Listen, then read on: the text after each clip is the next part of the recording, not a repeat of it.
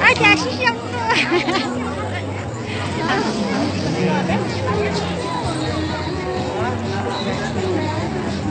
Để thì trong đến à.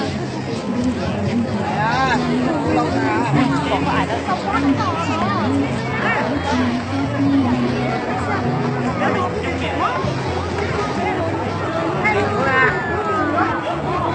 Mồm à, một bữa thay ra đây mà. nó điểm được không? Nó thở một cái một tỷ nhú.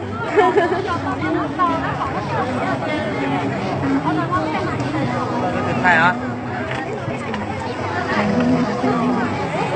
Bây giờ tôi còn là thay. Thay là gì của nó mà?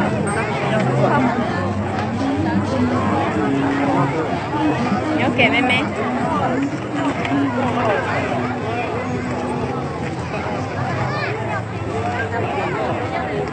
Cho một tí đó nó ướt rồi.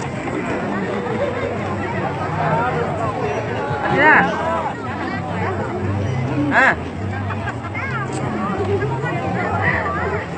Chúng ta thấy ở quan điểm ở chỗ nó muốn để không?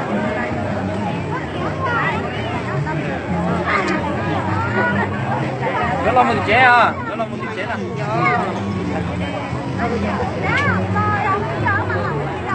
Nha, có cho thay cũng là cho tụi nó.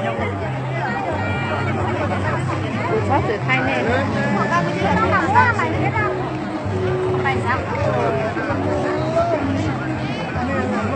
Để xí hay em muốn có một giờ lắm cho nó mai nữa. Nó mai đâu kêu. Mua cũng nhớ mà mua mà. Mua mà. Nó chú, một chế à? Cho chế. Chế à? Chỉ nhớ thì bạn rồi.